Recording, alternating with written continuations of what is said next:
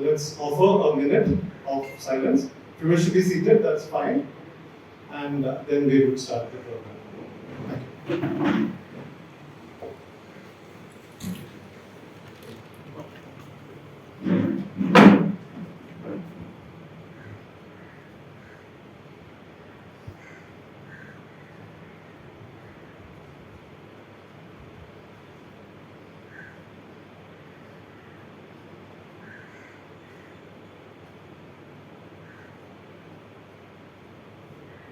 Thank you. Thank you.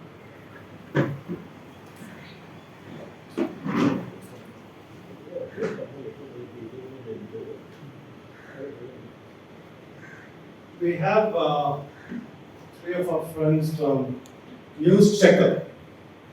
Rajneel, it's founded by Rajneel Kamar, and Ruby Dhingra, she is the chief editor, and Pankaj also works on the editing and other jobs of News Checker. Pankaj is from Palakkad, so we could look at some repeat sessions later since he is in proximity. Rajneel and Ruby travel from Delhi. Otherwise, Rajneel is based in Bangalore, born and brought up in Bangalore.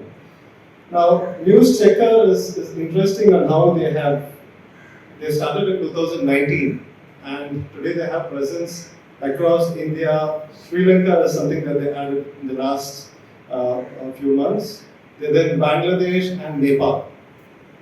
So News Checker works with most of the social media platforms, like your Facebook, Instagram, WhatsApp, TikTok, and other third-party fact checkers. So that's how the organization is helping all these platforms.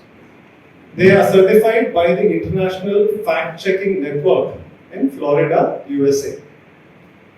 So publisher Rajneel is and managing editor Ruby and editor Pankaj. They are here today. The session actually we had planned was in two sessions, as I said before. One is on scams and misinformation.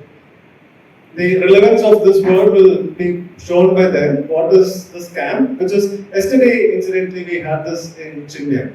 I had the privilege of being along with them. It was very interesting, very useful, because I found there's so much that they have got as information on what are the scams that's happening.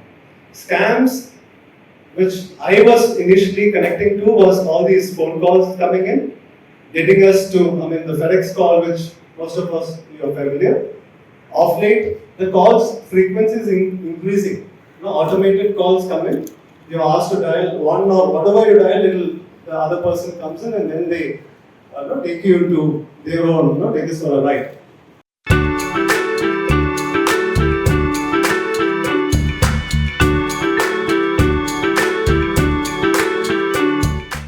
Scammers do is they try to hijack SIM cards or phone numbers of people and make it seem that they're legitimate and calling from within the country. But even if when they don't do that, it's very easy to buy SIM cards. For 100 rupees you can get a new SIM card. And in certain rural areas or in areas where these scammers operate out of, nobody's asking for verification, nobody's asking for Aadhaar, nobody's asking for any other kind of identity proof to issue a SIM card. And that is how these scammers are able to procure these SIM cards and thus make calls. Am I going too fast or is this okay? Okay. This is fine? Okay. These are a couple of very basic tips on how to recognize whether something is a scam or whether something is real.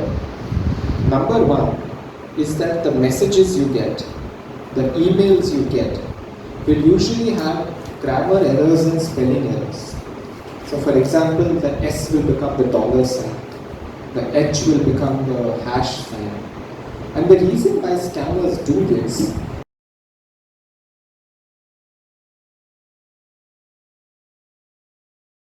we also do a lot of work on the fact-checking side.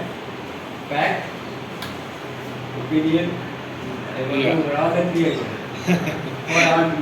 don't know any rumors about them. I don't want to spread any either. But they were one of the earliest fact-checking. Sir, when they truly depend on facts to tell you what's going on, they are reliable. So when I mean, I usually look at their. in jail, but So I don't know why. I mean, that's a controversial decision. I mean, it was controversial about why he went to jail. There were many events that surrounded what happened, but the fact checks that Alt News writes, many times we also do. We also check the same claim, and we arrive at similar conclusions. The thing about fact checking, sir, is we have to tell. We cannot have unnamed sources. So I can't tell you sources have told us that the war in Russia, Ukraine has stopped, right? We have to name our sources. We cannot rely on unnamed sources. We have to disclose if there's any conflict of interest that the sources have in terms of the story. And we tell you the methodology that we use to arrive at the conclusion. So even if you do the same process, you may arrive at a similar conclusion. journalist, you are not expected to do it. Sorry? You can't expose your source. Yes, so the thing about fact checking though is we tell the source that if you want to, for a fact check, we can't rely on unnamed sources.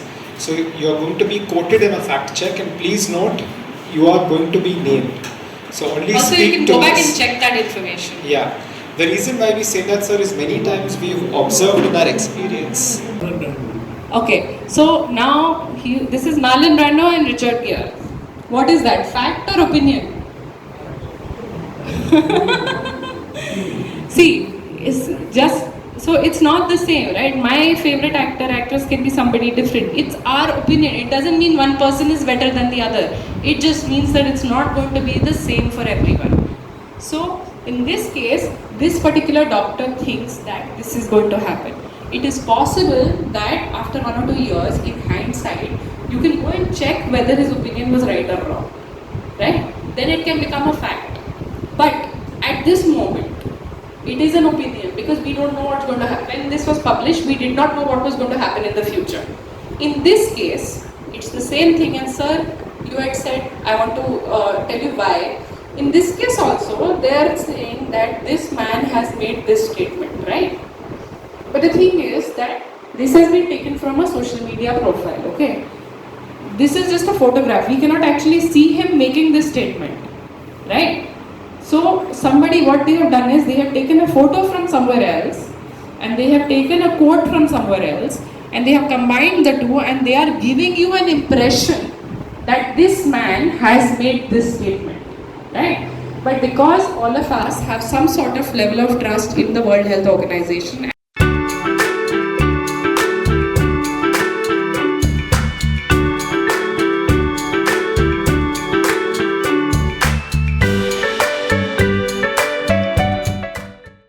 Which is why it is very important to make decisions on the basis of facts. Which is why it is very important to know facts, to look for facts, so that whatever decision you are making is the right decision, or at least it's an informed decision. Whether it's right or wrong is subjective. At least it is an informed decision. At least you are making it on the basis of right information. I'm sure when you guys were sending your children to school, you must have gone around asking school or college. You must have gone around asking people which course is better, right? Which course has more scope in the future? Which school is better? Which school has good teacher? Which school has a good rank? Why did you want to find all of this out for your children? Because you want to make an informed decision, right? And that is why knowing this difference is very important. Let's go ahead. Many times they will arrest you for saying, oh, you're causing disturbance, you're working religious activity. So it's not because of spreading fake news per se, it's because of some of these other issues that the police do this to take. Especially why don't you have legislation that holds, say, YouTube or Google or WhatsApp responsible in some way, where something like this happens? So as per the IT law, there is something called federal concept called safe harbor protection. Platforms which have 36 hours to take up content that is either illegal or meant to cause certain kinds of harm. So 36 hours they get protection. Beyond that they can't. The problem on WhatsApp is one-to-one communication. So even Facebook, who owns WhatsApp, doesn't know what two people are talking about. And it's encrypted. Which is why it's harder on WhatsApp to find out what is going on. Can it be on a place like Facebook, which is both public